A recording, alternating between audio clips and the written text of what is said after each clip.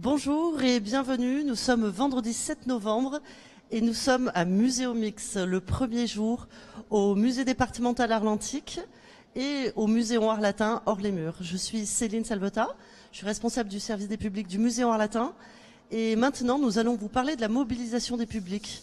Parce que je crois que la mobilisation des publics dans ce Muséomix, c'est quelque chose de spécifique. Alors Élise, peut-être que tu peux te présenter et nous expliquer quelle a été la démarche à l'œuvre? Bonjour, Élise Bonnefille, je suis médiatrice culturelle au musée départemental Arlantique. À propos des publics des musées, il y a tout un programme qui a été mis en place pour Muséomix à Arles. C'est une spécificité de Muséomix pour nous cette année. À savoir qu'on a sollicité en amont de Muséomix les publics, les différents publics des deux musées lors de manifestations avec un objectif précis en tête, de les faire participer en réalité à l'événement Muséomix en amont, pendant Muséomix et en aval. Mais pourquoi? Est-ce que le public a des choses à dire au Muséomixeur? Alors le public est très bavard en réalité si on prend le temps de lui donner la parole. Et bavard non pas pour raconter des banalités mais prolixe en réalité de désirs, de propositions, d'idées plus ou moins concrètes, plus ou moins réalistes, mais en tout cas une matière première qu'on se propose d'exploiter, que les muséomixeurs ont eu entre les mains et qu'ils vont pouvoir choisir d'exploiter ou non, et que nous, musées, en tout cas, on continuera à travailler au-delà de Muséomix. D'accord, alors Stéphanie, même question, peux-tu te présenter et dire qu'est-ce qui s'est passé pour le musée départemental Arlantique? Donc, bonjour, Stéphanie Charret, chargée de mission ici pour Muséomix, et j'ai participé donc à tous ces ateliers publics en amont de Muséomix. Nous avons donc effectué des petits ateliers, notamment durant la nuit des musées en mai dernier. On a interrogé le public en fait sur leur musée idéal, enfin quel serait leur musée idéal, ce qu'ils pourraient y trouver, comment, pourquoi. Donc on les a invités à partager toutes leurs idées et on a récolté un certain nombre de bonnes idées. Enfin, il n'y a pas de mauvaises idées en fait, mais de très bonnes idées. Et donc on a continué également dans le musée. Nous avons mis en place un mur physique qui est dans le hall d'accueil, sur lequel on invite donc le public du musée à venir mettre leurs impressions sur toujours leur musée idéal. Et nous le mettons, il est aussi disponible sur internet, sur une plateforme qui s'appelle Padlet, Padlet Sudmix, vu que c'est la... Et est-ce que tu as des exemples à nous donner, par exemple, de désirs que le public aurait exprimés? Alors, on a eu, par exemple, des personnes qui voudraient faire parler les statues du musée, qui voudraient pouvoir toucher les œuvres, qui pourraient vouloir naviguer sur notre chaland antique.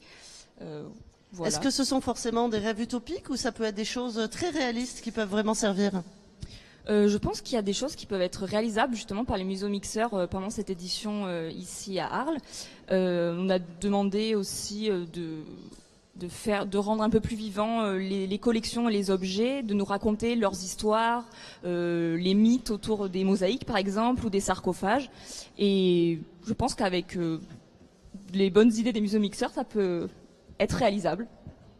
Et alors, avant de voir des productions, peut-être que Sylvie, tu peux te présenter. En plus, je crois que tu as une spécificité, tu ne travailles pas dans un de ces musées. Et donc, raconter un peu ça. Et qu'est-ce que tu es venue faire dans la mobilisation des publics? Alors Sylvie Hernandez, je suis animatrice du conseil de développement du Pays d'Arles.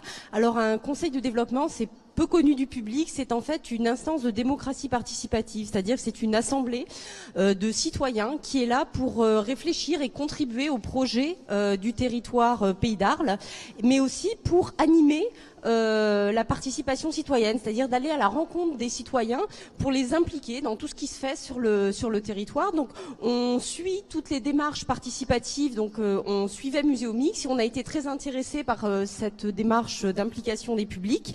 On a proposé des ateliers participatifs, donc on a contribué à l'animation de ces ateliers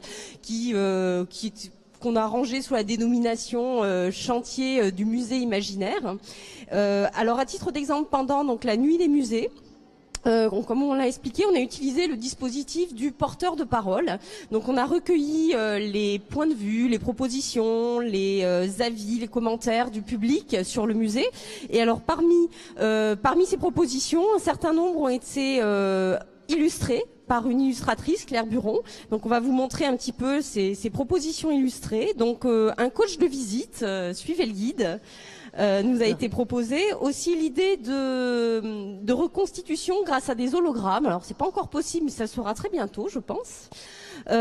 Plus simplement, souvent une demande de confort dans les musées, avec des espaces un petit peu zen, avec des poufs, on puisse se détendre, parce que le musée c'est aussi un lieu de vie, et c'est ce qui ressortait de ces commentaires. On avait également, alors ça c'était un petit garçon qui nous proposait que les statues poussent comme des plantes, c'est-à-dire qu'elles sortent de terre. Donc ça a été représenté dans un univers végétal. Et puis autre proposition, donc ça revient aussi très souvent, c'est d'avoir le musée pour soi, tout seul. Voilà, donc c'est d'être un visiteur privilégié, d'avoir tous ces espaces à disposition. Ah oui, là, je crois qu'on rencontre un peu le désir de nous, professionnels de musée, à travailler au musée. C'est justement pour pouvoir être seul, souvent. Et alors, qu'est-ce qui s'est passé avec le Muséon Arlatin, par exemple, aussi ? Alors, avec le Muséon Arlatin, donc le chantier du musée imaginaire, donc a eu lieu pendant la journée du patrimoine, les journées du patrimoine, donc dans la rue. Donc, on a pu rencontrer des publics et des non-publics. Et puis, on a proposé aux gens de s'identifier à des profils de visiteurs. Donc, on leur a fourni des petits dessins. Donc ça a donné ça a donné des petites bulles sous cette forme. On a affiché au fur et à mesure leurs réponses et donc commentaires, propositions, donc à titre d'exemple, une petite fille qui aimerait regarder des films où ils expliquent comment ça se passe, on nous dit encore que ce qui manque dans les musées, c'est de quoi s'asseoir. Des choses un peu plus précises, ça m'énerve quand le commentaire est une redite de ce que je vois. Voilà, donc différentes positions. Quelqu'un qui aimerait avoir des représentations historiques d'Arles au cours des siècles pour voir l'évolution. Donc on a eu des choses comme ça précises, des commentaires, différentes choses. Donc ça c'était pendant les journées du patrimoine dans la rue. Donc on a fait ce recueil. Et puis le Muséon Arlatin a également organisé des muséomix Tea Time pour recueillir notamment l'avis des non-publics sur les musées. Donc, au cours d'émissions radiophoniques, le public a été invité à s'exprimer. Et là, de même, il y avait une illustratrice qui a pu représenter ce qui a été dit par le public. Oui, d'ailleurs, c'était même avec le festival Data Beat Me qui nous a accueillis pendant Octobre Numérique. J'en profite, là, j'ai double casquette. Et alors peut-être, Élise, on peut revenir à des choses. Est-ce que ça veut dire que si les gens ont envie de musée numérique, ils ne veulent plus de médiateurs ? Alors, au contraire, la première remarque qui émerge de toutes ces enquêtes, entre guillemets, ces sondages, ces temps de relations et de participation avec les visiteurs, c'est un désir fort pour un musée humain.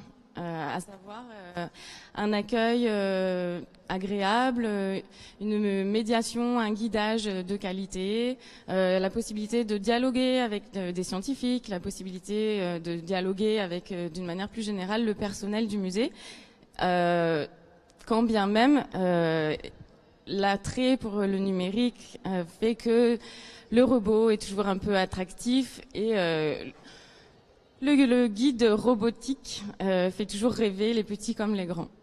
Ah oui, mais c'est quand même très intéressant de voir, et ça rejoint une des angoisses du public. Le numérique ne chasse pas le médiateur et au contraire, peut-être qu'il établit un nouveau lien entre le médiateur et le public et ça c'est une bonne chose. Il me semble aussi, Stéphanie, que le désir de narration est quelque chose d'important. Oui, en fait, le public attend vraiment qu'on le raconte des histoires, que ce soit sur chaque objet. En fait, vraiment, ils veulent tout savoir. Et donc voilà. Et alors peut-être Sylvie, en guise de conclusion, puisque toi tu n'es pas du monde des musées, est-ce que comment tu pourrais qualifier en conclusion justement cette participation du public à Muséomix ? c'est déjà une innovation. Et puis, ce que j'en sais, c'est qu'elle va s'inscrire en plus dans une volonté de continuité, c'est-à-dire de maintenir ce lien avec les publics. Je crois que c'est une porte qu'on ouvre au public, c'est une attente de sa part. Enfin, c'est une attente qu'il ne connaissait pas, qu'il ne se connaissait pas du point de vue du public, mais en tout cas, il y a une réception qui me paraît tout à fait favorable.